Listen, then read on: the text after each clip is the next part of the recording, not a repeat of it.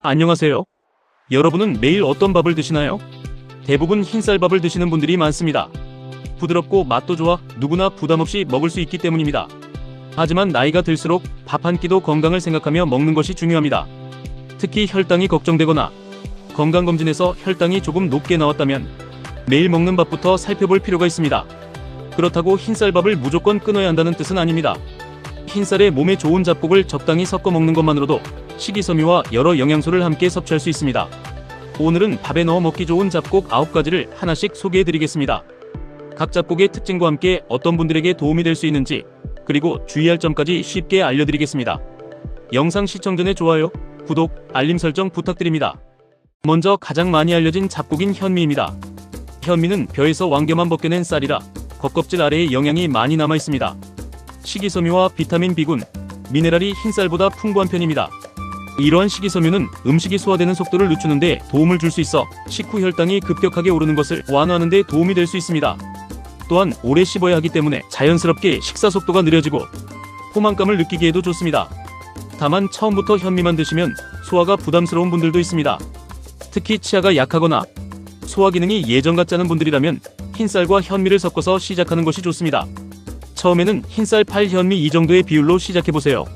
몸이 적응하면 조금씩 늘려도 좋습니다. 다음은 귀리입니다.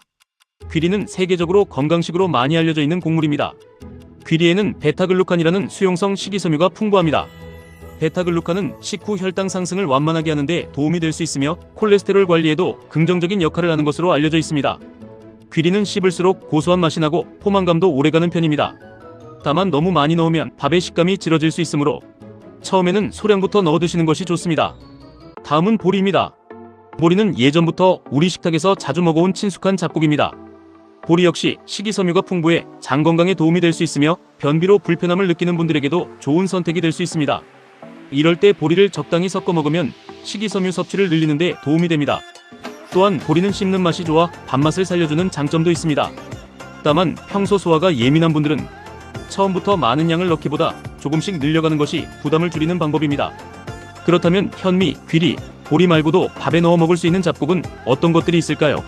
이번에는 조금 낯설 수 있지만 우리 밥상에 충분히 활용할 수 있는 잡곡들을 소개해 드리겠습니다. 바로 기장, 수수, 율무, 그리고 검은콩입니다. 이 잡곡들도 각각 특징이 다르기 때문에 무조건 많이 넣기보다는 내 식습관과 소화 상태에 맞게 적당히 섞어 드시는 것이 중요합니다. 먼저 기장입니다. 기장은 노란빛을 띠는 작은 곡물로 예전부터 잡곡밥이나 떡 등에 사용되어 왔습니다. 기장에는 탄수화물뿐만 아니라 단백질과 식이섬유, 여러 비타민과 무기질이 들어있습니다. 특히 밥에 조금만 섞어도 노란빛이 돌아서 밥이 보기에도 먹음직스러워집니다. 혈당 관리가 필요한 분들이라면 여기서 한 가지 꼭 기억하셔야 합니다. 기장도 곡물이기 때문에 탄수화물이 들어있습니다. 따라서 잡곡이니까 혈당에 전혀 영향을 주지 않는다라고 생각하시면 안 됩니다. 중요한 것은 잡곡을 넣었다는 이유만으로 밥을 많이 먹지 않는 것입니다.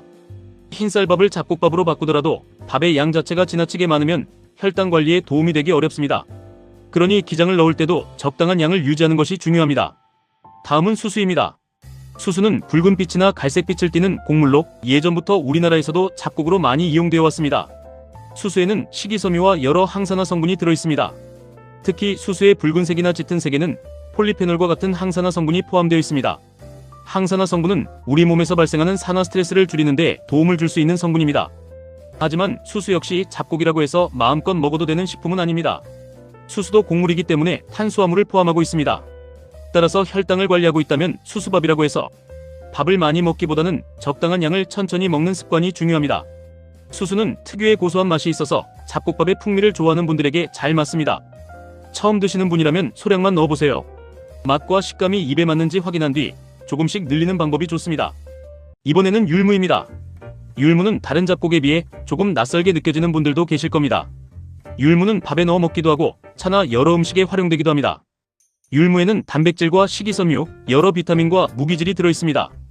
또한 씹었을 때 특유의 고소한 맛이 있어서 잡곡밥의 맛을 다양하게 만들어줍니다. 하지만 율무 역시 마찬가지입니다. 혈당 관리에 좋다는 이유만으로 율무를 많이 넣거나 많이 먹는 것은 바람직하지 않습니다. 율무도 곡물이기 때문에 탄수화물이 들어있기 때문입니다. 특히 평소 밥을 많이 먹는 습관이 있다면 잡곡의 종류보다 전체적인 밥의 양과 식사 습관을 먼저 살펴보는 것이 중요합니다. 그리고 한 가지 더 기억해주세요. 평소 소화가 잘 되지 않거나 특정 음식에 불편함을 느끼는 분들은 새로운 잡곡을 갑자기 많이 추가하지 않는 것이 좋습니다. 처음에는 적은 양으로 시작해 몸의 반응을 살펴보세요. 이제부터는 조금 특별한 잡곡을 알아보겠습니다. 바로 검은콩입니다. 검은콩은 밥에 넣어 먹는 분들이 아주 많죠. 검은콩에는 식물성 단백질과 식이섬유가 들어있고 검은 껍질에는 안토시아닌과 같은 색소 성분도 들어있습니다. 밥만 먹는 것보다 다양한 식품을 통해 단백질을 함께 섭취하는 것이 중요합니다. 그런 점에서 검은콩을 밥에 적당히 넣어 먹는 것은 좋은 방법 중 하나가 될 수 있습니다. 하지만 여기서도 주의해야 할 점이 있습니다. 검은콩을 넣었다고 해서 밥을 많이 먹어도 괜찮다는 뜻은 아닙니다. 검은콩도 콩이기는 하지만 밥에 들어가는 전체 음식의 양과 구성이 중요합니다. 또한 콩은 사람에 따라 소화가 불편할 수 있습니다. 평소 콩을 먹으면 속이 더부룩하거나 가스가 많이 차는 분이라면 처음부터 많은 양을 넣지 마세요.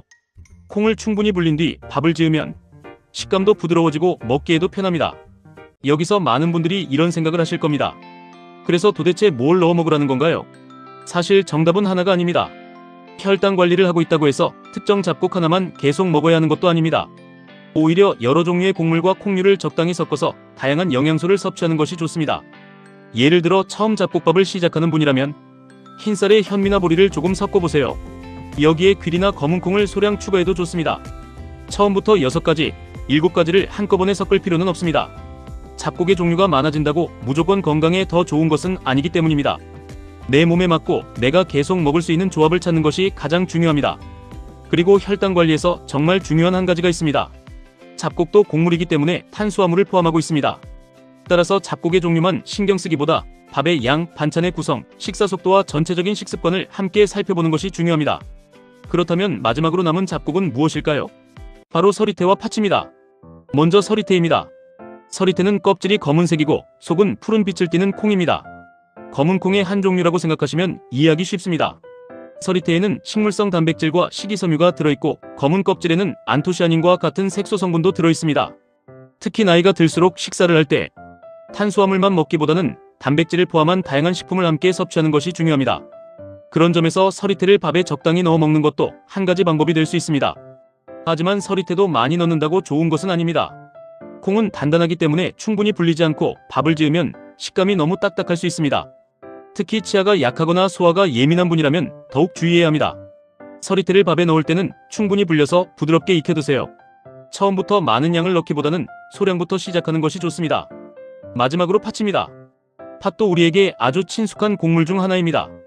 팥에는 식이섬유와 단백질, 여러 무기질이 들어있습니다.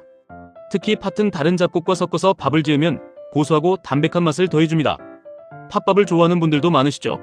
하지만 여기서도 꼭 기억해야 할 것이 있습니다. 팥 역시 탄수화물을 포함하고 있기 때문에 혈당 관리를 하고 있다면 팥밥이라고 해서 평소보다 밥을 더 많이 먹어서는 안 됩니다. 오히려 적당한 양을 먹고 채소나 단백질 반찬을 함께 챙기는 것이 중요합니다. 그리고 팥도 처음부터 많이 넣기보다는 적은 양으로 시작해보세요. 여기서 정말 중요한 이야기를 하나 드리겠습니다. 오늘 9가지 잡곡을 소개해드렸지만 잡곡밥을 먹는다고 해서 혈당 관리가 자동으로 되는 것은 아닙니다. 이 부분을 꼭 기억하셔야 합니다. 현미도 곡물이고 귀리도 곡물이고 보리도 곡물이고 기장, 수수, 율무, 팥 역시 곡물입니다. 그리고 콩류도 밥에 함께 넣어 먹을 경우 전체 식사의 탄수화물 양을 생각해야 합니다. 따라서 잡곡이니까 많이 먹어도 괜찮겠지라고 생각하시면 안 됩니다. 혈당 관리를 위해서는 잡곡의 종류만큼이나 밥을 얼마나 먹는지가 중요합니다. 밥은 적당량 먹고 채소 반찬을 충분히 곁들이고 생선이나 두부, 달걀, 살코기처럼 단백질이 들어있는 반찬도 함께 먹는 식으로 전체 식사를 균형 있게 구성하는 것이 좋습니다. 그리고 식사를 너무 빨리 하지 마세요. 천천히 꼭꼭 씹어 먹는 습관도 중요합니다. 그렇다면 오늘부터 어떻게 시작하면 좋을까요?